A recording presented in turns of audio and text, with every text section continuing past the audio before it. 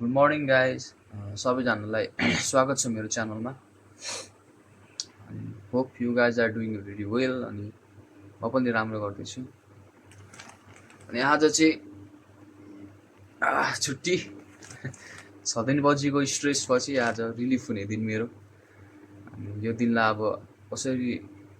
productive बनाउने भन्दाखेरि चाहिँ हाम्रो चाहिँ अब एउटै नै हुन्छ सिम्पल वे भनेको चाहिँ उठो थोरै फ्रेसेस भयो थोरै एक्सर्साइजहरू गऱ्यो अनि त्यसपछि खानासाना अलिकति के ब्रेकफास्ट गरेर लुगा धुयो रुम सफा गर्यो अलिकति घुम्न गयो त्यति नै हुन्छ त्यतिमै हामीले यसलाई प्रोडक्टिभ दिन बनाउनुपर्छ क्या बाहिर के एक्स्ट्रा गरौँ भने पनि सबैको साथीहरू काममा छ एक्लै के एक्स्ट्रा गर्नु अल्छी लाग्छ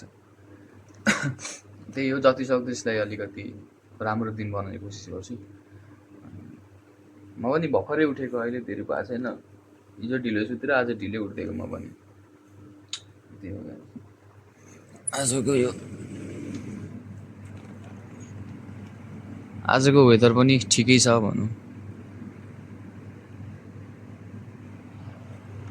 आजको वेदर पनि राम्रै छ त्यस्तो घाम पनि लागेको छैन आज चाहिँ गुड छ सो त्यही हो गाइज अब म पनि फ्रेस भएर अनि मुखसुख दिएर फ्रेसेस भएर थोरै ब्रेकफास्ट गर्नुपर्ने छ अघि फेरि क्या टक्क बेडसिट मिलाएर म अनि यता फ्रेस हुन जाउँ भनेर थोरै हात यस्तो बेड मिलाउँदाखेरि यस्तो गरेको होइन फेरि पङ्खा पनि यहीँ छ क्या ऊ नजिकै छ क्या मेरो बेड त्यस्तो गरेको हात चाहिँ हानु न ल्याम्पमा 2 ठाउँ त लगिगयो नि यार एउटा ठाउँ 2टा ठाउँ क्या ट्याम्मे क्या म त चुट्टी होला भने धन्न थोरै मात्र काटेछ आजको दिनै आज प्रोडक्टिभ आज राम्रो बनाऊँ भनेको दिनै पो नराम्रो सुरुवात भयो यार आज त अब रिपोर्टमा घाउ निस्किरहेको चाहिँ त्यत्तिकै हात काटेर चाहिँ त्यत्तिकै ब्याड लक छ आज सुरुमै दिनै खराब भयो यस्तो दुखी पोलिरहेछ हौ म हेर्नु न खुन पनि निस्किरहेछ अझ पनि 2 ठाउँ काटिरहेछ नो इश्यू मर्द को दर्द नहीं होता कभी भी दर्द तो हो रहा है लेकिन दर्द नहीं होने का प्रिटेंड करना पड़ेगा ना यस्तो खुन आइरहेछ क्या यहाँ खुन आइरहेछ अनि त्यो चाहिँ सुरु गयो क्या बेडसिटको खुनिया छ अर्को देखाउँछु ल अर्को यहाँ पनि चुहिरहेछ मासला आजको दिन मेरो चाहिँ लक तरिकाले गयो क्या मलाई थाहा छैन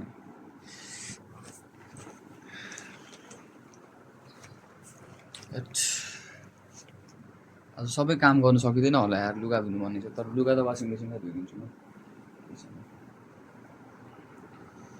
सो त्यही हो गाइस हातसात भनेको यस्तो भइरहन्छ कहिलेकाहीँ म चाहिँ फ्रेस हुन जान्छु फ्रेस भएर अनि लुगासुगाहरू काम गर्छु म सबै देखाउँछु नि तपाईँहरूलाई के काम गर्छु म भनेर सो म चाहिँ फ्रेस पनि भइसक्यो सबै बल्ल क्लियर देखिरहेछ अनुहार अनि अबको मेरो चाहिँ आजको सिम्पल प्लान छ फर्स्ट म अहिले खाना खान्छु अनि त्यसपछि म मार्केट जान्छु अनि त्यसपछि लुगा धुन्छु अनि त्यसपछि अरू के कुरा गर्नुपर्ने छ त्यसपछि गर्छु म मेरो चाहिँ विकेन्डको यसरी नै बित्छ है साथीहरू एकदमै सिम्पल प्लान हुन्छ न कतै जानु न कतै जानु एउटा रुममै टक्कसँगले एउटा त्यो उयो क्रिएट गरेर मेरो चाहिँ यसरी नै बित्छ विकेन्ड जहिले पनि सुत्दै हो गाइस जब म खाना खान्छु है त अनि खाना के हो दाइ ससेज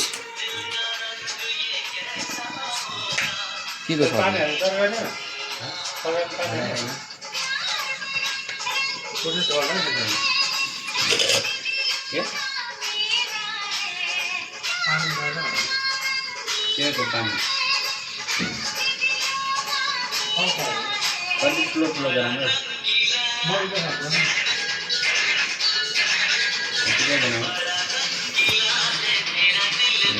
गणेश भाइ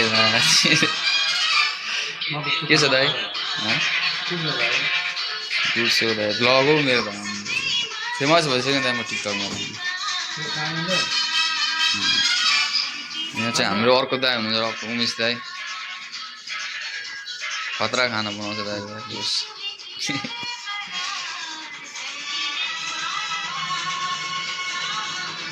टिकटकमा भ्लग बना भनेर सुरु गरेको क्या दाइ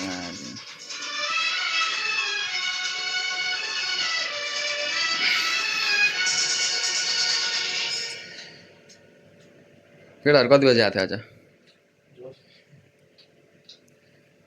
यहाँदेखि त छिटै बोलाउँछ त्यहाँ गएपछि मान्छे नि हुँदैन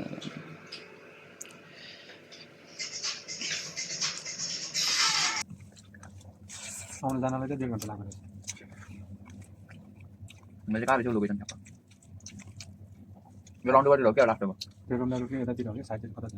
त्यो अपार्टमेन्टहरू छैन त्यही साइडमा गाजी पनि त्यही बस्न आएको नि होइन दोस्रो भएको नि त्यही भन्दाखेरि आउनु चाहिँ हुन्छ तर हाम्रो यसको विषय नै होइन एउटा त्यही भएर छोराको पनि ल्याउँछ नि ड्राइभर खोजेर बालामा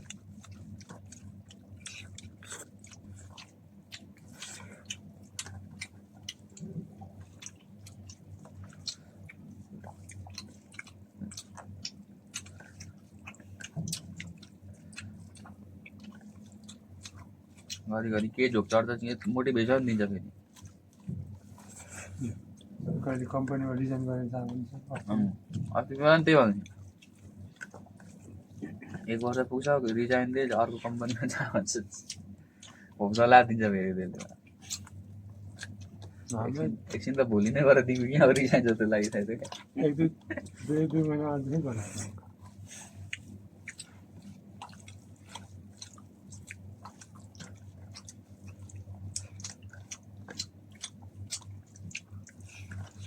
दुईजनाको त पैसा लाग्दैन लाग्दैन 1 रुपियाँ केही पनि लाग्दैन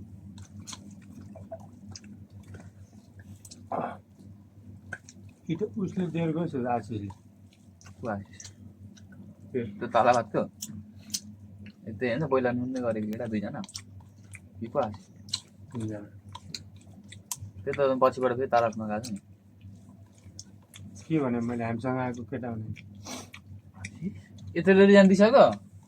त्यसले 6 महिना पुग्यो भने दिहाल्यो अनि अलिक ज्ञान गरेर 6 महिना पुगेपछि आनन्द हुन्छ नि 6 महिना पुग्दै त्यसले दिएको गरेको थियो अरू केटाहरू गर्दैछ अरे अरू त्यही नै त्यो धोती गरेर धीरज 2 जना 3 जनाले दिएको रिजाइन तिनीहरूको बारेमा त केही थाहा छैन एउटा टाइममा है एकजना पनि तयार गरेँ घरै गयो क्या अब त हाल्दा नि काम गरेर गर्छ सो गाइस त्यही हो म चाहिँ अहिले मार्केट गएर पनि आइसकेँ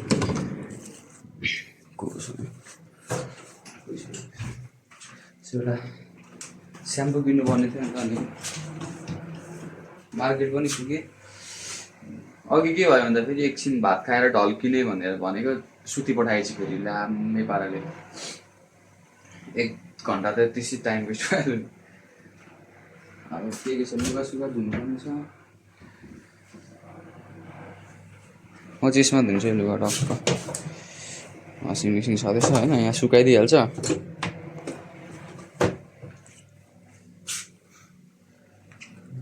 के धुनुपर्ने छ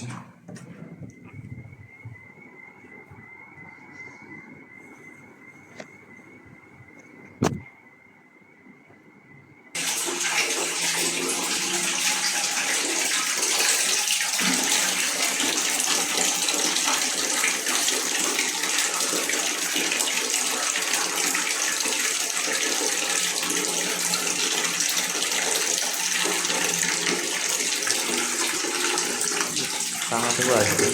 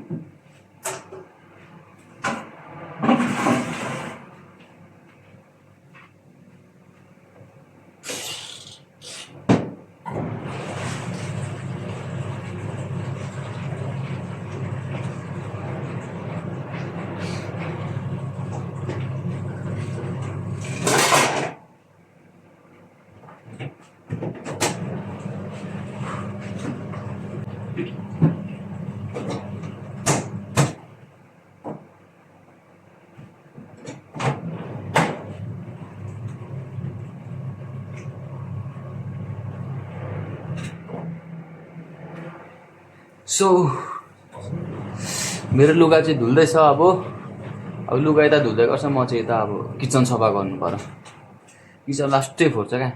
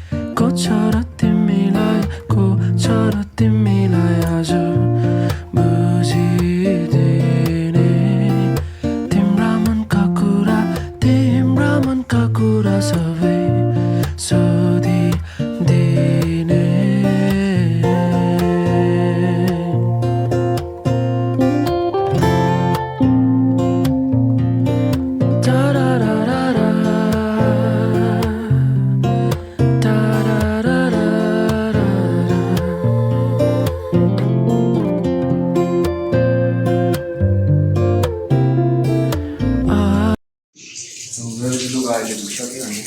सबै वासिङ मेसिनमा क्लिन भइसक्यो मैले भान्जा पनि सफा गरिसकेँ अनि अहिले चाहिँ यहाँ पखाल्नु ल्याएको छु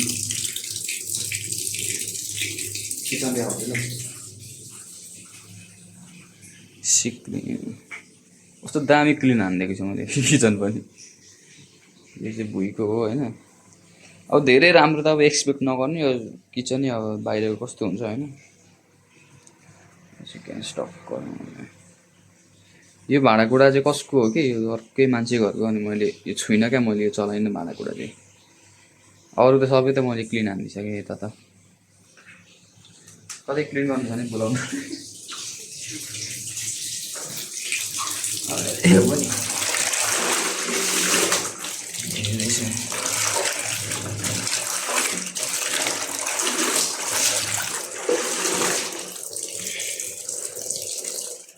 लुगा पखाली सक्छु त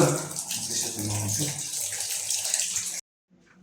मेरो काम पनि लगभग सबै सक्यो मेरो लुगा पनि धुइसक्यो म सुकाइसक्यो उतापट्टि अनि बाथरुम पनि मैले अघि बिहानै सफा गरेको थिएँ त भित्रको रुम चाहिँ मैले अहिले सफा गरिनँ किनभने केटाहरू नाइट ड्युटी गरेर आएर एकदमै थाकिरहेछ त्यतिखेर चाहिँ मैले डिस्टर्ब गर्नु हुँदैन साथीहरूलाई सुत्न दिनुपर्छ रेस्ट गर्नुपर्छ अनि त्यही भएर आजको भ्लग चाहिँ मेरो यतिसम्मै हुन्छ म कन्टिन्यू गर्नेछु मेरो मिनी ब्लग पनि आज अपलोड हुन्छ होला अनि त्यही हो गाइस हेरिदिनु होला मेरो च्यानललाई सब्सक्राइब गरिदिनु होला देखाउनु होला धेरै केही पनि हुँदैन यत्तिकै हो मेरो डेली रुटिन यही हुन्छ आजको छुट्टीको दिन पनि यही हो उठो काम गर्यो खायो रुम सुम सफा गर्यो फेरि सुत्यो अब जाने काहीँ ठाउँ केही पनि छैन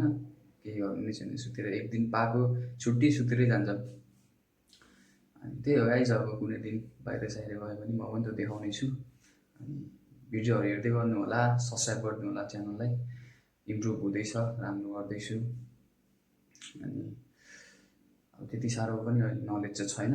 स्टिल ट्राई गर्दैछु इम्प्रुभ गर्दैछु सब्सक्राइब गरिदिनु होला च्यानललाई लभ यु गाइस